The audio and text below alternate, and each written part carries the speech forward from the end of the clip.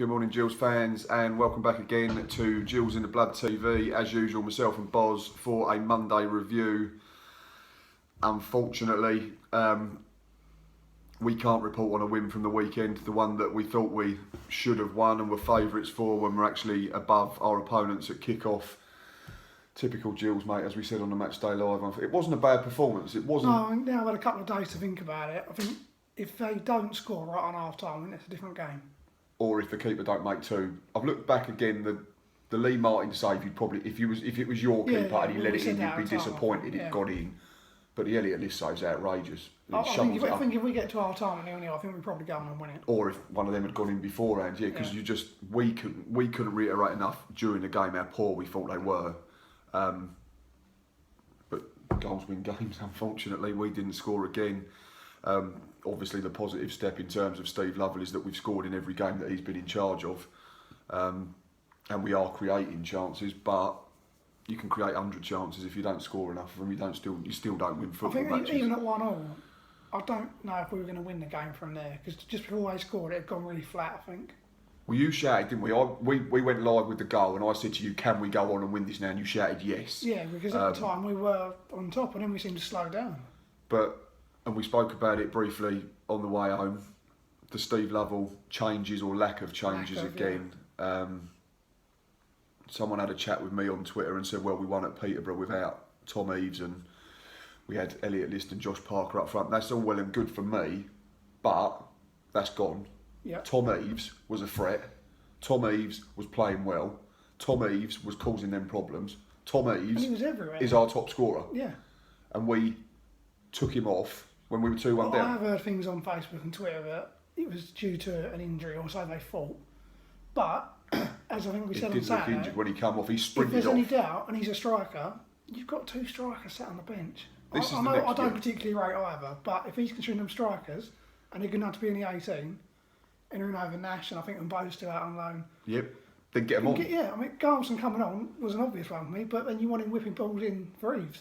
Well, because this is something you've spoken about for about a year now. Unfortunately, Garms keeps getting injured. But you've said you were championing this as let's get Garmston further up the pitch if we can get a decent left back behind him. Yeah, he's quick enough and his delivery's generally good. But and why probably do that? Almost work now because Ogilvy's so defensively minded.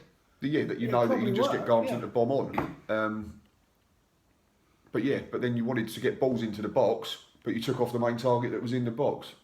For me, there's no way. The strange thing was, and I know we said it about Eaves in the first half, he's playing centre forward, but he kept drifting out to the left, didn't he? To the right, sorry. And then second half, when Eaves went off, Parker done exactly the same. He started up top and he kept drifting.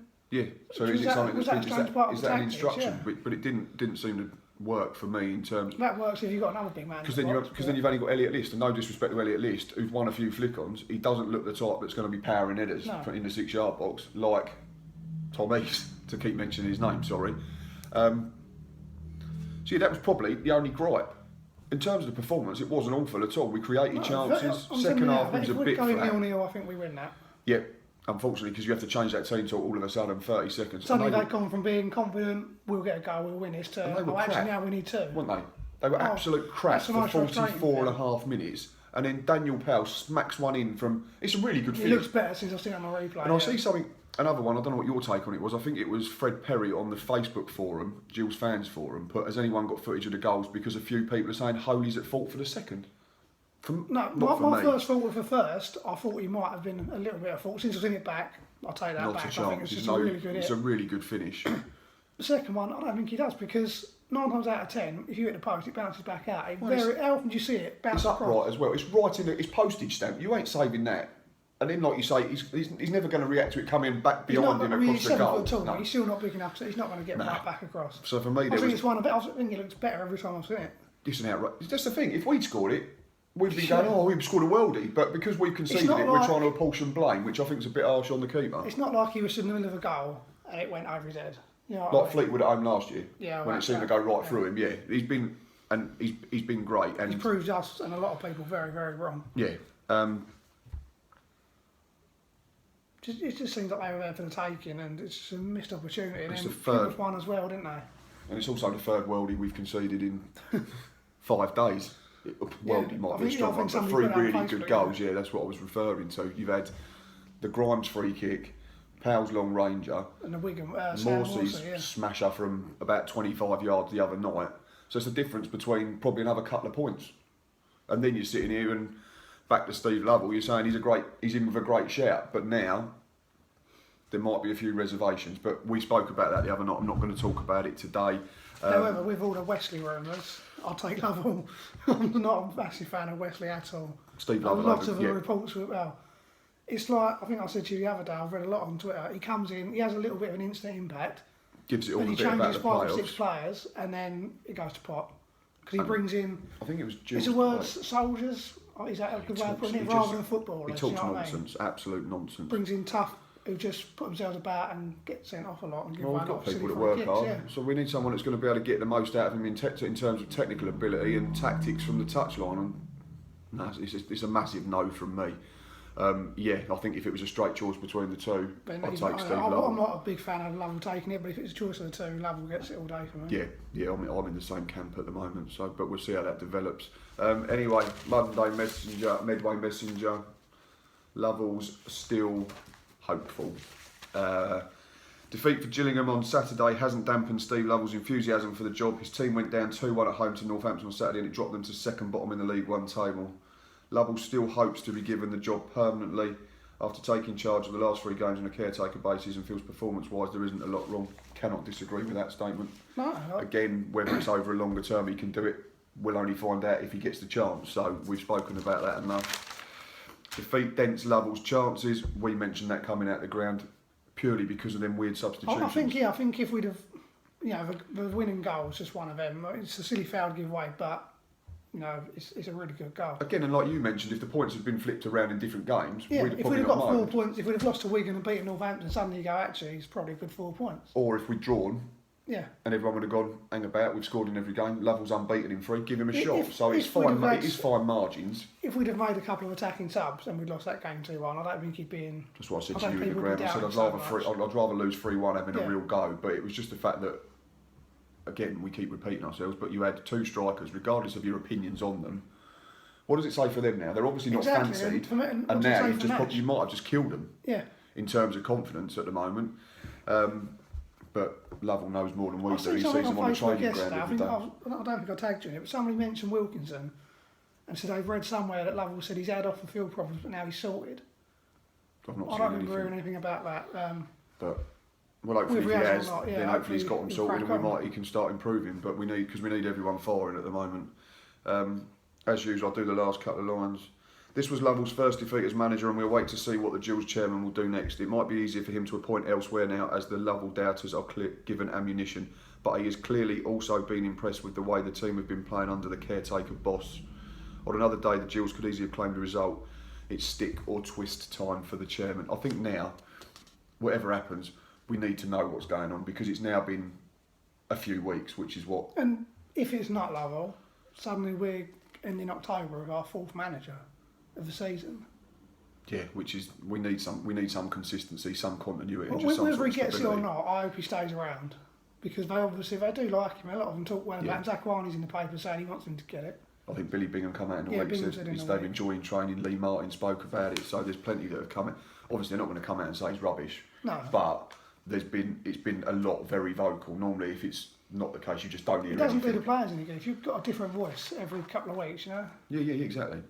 Good display, lacked goals. We've just said it. You can create millions of chances, but if you don't take them, then you don't win football matches.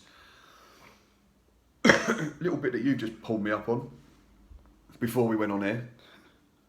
Player ratings, Mr. Cordell. He's given our 2 centre-halves a 7 each. Max Amar, who I thought was the better of the two. I wasn't overly impressed with Zakwani on Saturday. I thought he was very poor second period and he cost us the second goal. Aaron Pierre's got the same rating. We picked out as being probably the worst player on the pitch. He was shocking first half. He didn't win anything. He gave it to Martin. Didn't win tackles, just gave it away. Couldn't play with it on the deck. I know Zakwani's that sort of centre-half as well, but he very rarely tries to do bits with it. Aaron Pierre was absolutely shocking first. I think that's really harsh on Max Amar. Yeah. And Billy Bingham. But one of their defenders has got an 8, Taylor. I don't think there was anyone that was 8 in the game, to be honest. No, Grimes obviously only got the 8 because of a goal. As did Powell. Well, I've done a Gills man of the match thing. Here, look, they Done a scored Gills goals. sponsors here. Yeah, just give them 8 because they scored a couple of goals. But John Joe Tall 6, I think, was he's awful. He just went around diving and kicking people in the face. It was terrible. Over his head off. I think it's harsh on Holy as well. He's done nothing wrong No, for he's either had 2 goal. shots against him. He's had 2 absolute brilliant goals against him. He's ended up with a 6. That's the worst rating apparently for Gills. But opinions is opinions. Gillingham caretaker manager Steve Lovell had no problem with his team's performance against Northampton. We've said that it wasn't a poor performance. I think it was just because they were so rubbish and it was a really good opportunity to get out of the bottom 4. And now we're suddenly, there's a little gap, isn't there? Yeah. Oldham just outside at 15. Coming up. And we don't play a league game then for 2 weeks after Rotherham, so the worry is if we go to Rotherham and get beat, you've then got a fortnight before you play a league game. I'm not sure who it is. It might be Oldham, I think. No, Oldham's the next home game. I think there's an away game between it. Oh, is there? I think so. I might be wrong. Or is it the cup game in between? The cup game's on the 4th. I don't think Oldham's till the... middle of the month. Yeah. Well, there might be another one in between, but that could be massive. But then now you've got to win to get near them, not even to go above them. Yeah. Zakwani hand it to Lovell. Steve Lovell has got the seal of approval from Gillingham's international defender Gabriel Zakwani. Experienced campaigner Zakwani is the latest Gills player to give Lovell the thumbs up, even if they did slip to a costly home defeat against Northampton on Saturday. So another one that's come out. So that's Martin, Bingham, Zakwani. There's one other we said, didn't we? Come out and said was very vocal. I can't remember now. But there's plenty of Gills players that seem happy playing under Steve Lovell. They've got a bit of freedom. They can go and express themselves. I think the freedoms were. I think under Pennock we were set up to not lose games. Now I think we're set up to actually have a go. To try and win games. And that's why the fans have reacted to Lovell. Yeah. And a little appointment here I noticed this morning on Twitter as well. Steve Lovell has insisted the help of coach Jason Lillis. The Gills are short of first-team coaching staff. Former defender Ian Cox has been assisting, but Lovell highlighted the work done by another ex-player Lillis in recent Jason has been working... Oh, hello.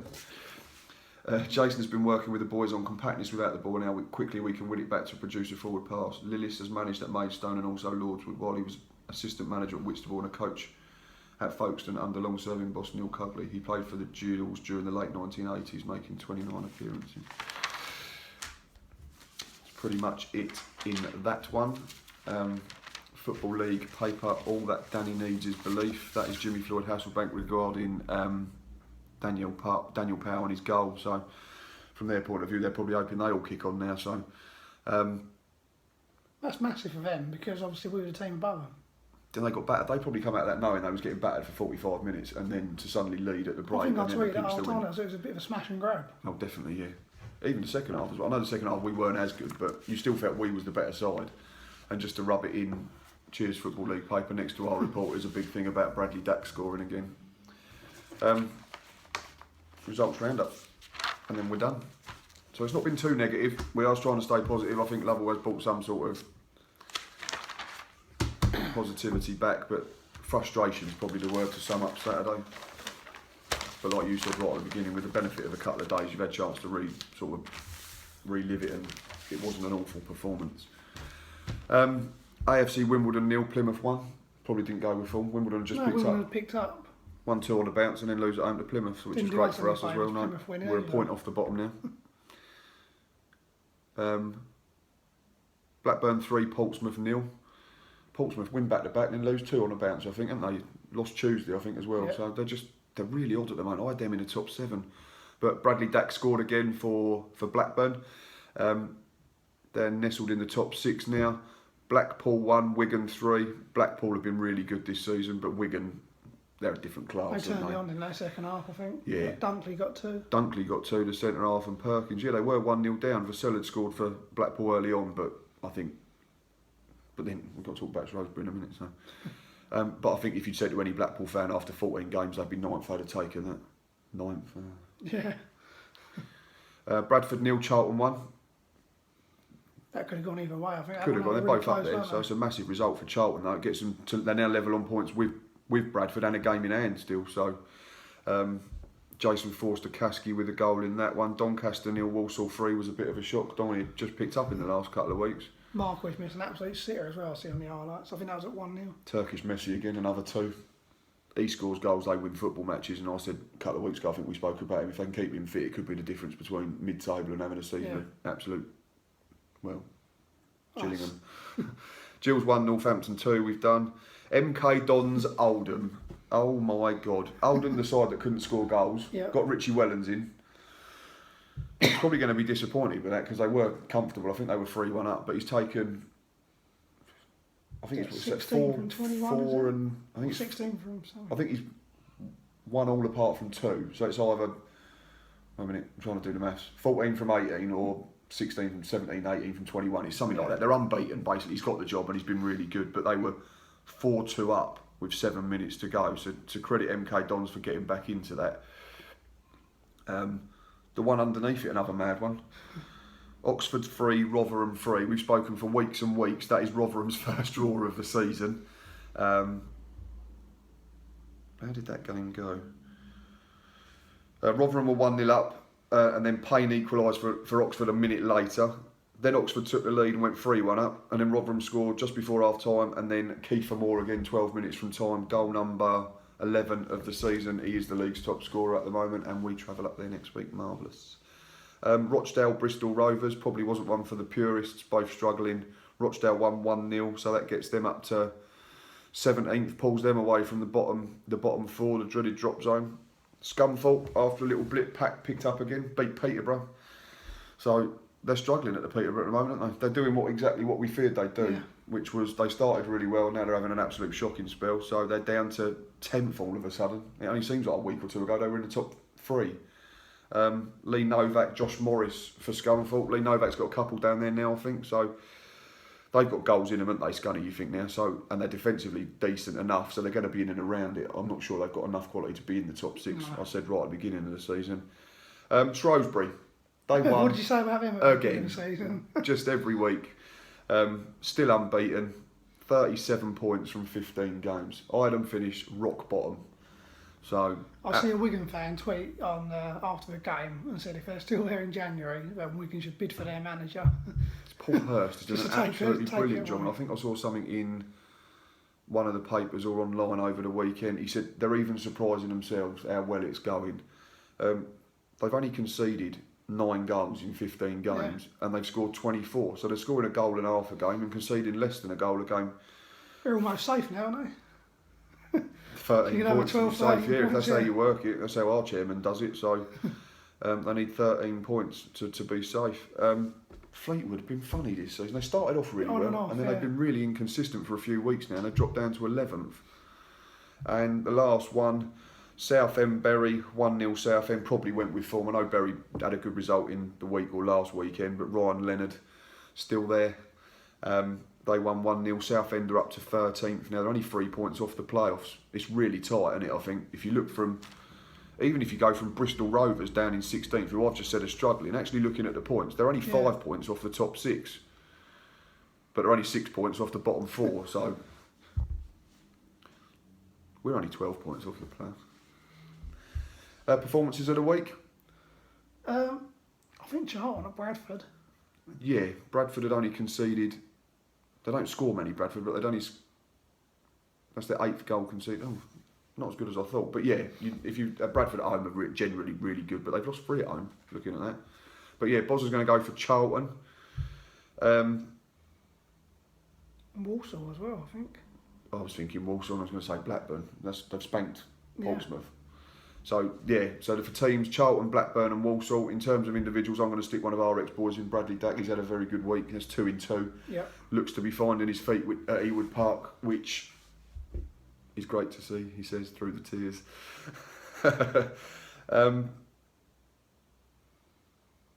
Any more individuals? Oztuma got 2, didn't they?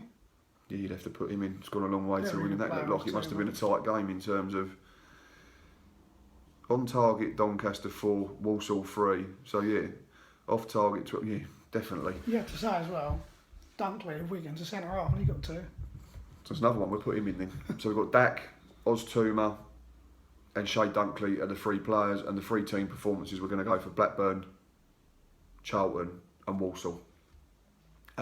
Hopefully we will have an extra video this week for you. I'm not going to go into details, you'll have to keep an eye out in the next couple of days. We will have match preview on Thursday evening this week we can do, because I'm now off work ahead of my upcoming nuptials on Friday, which I'm going to put something on Twitter. Should Boz and Stocky do a wedding match day live for you? I'm going to put it out, yes or no. We'll see what we may get. have already made the decision, but yeah. I think it may be a yes already. If it's done in good taste, then I'm sure the wife-to-be will be fine with it. I can't wait to see it. It's going to be hilarious. I'm not going to make any references about scoring late on. Anyway, thanks for watching as always. We are still trying to stay positive, and until next time, up the Gills.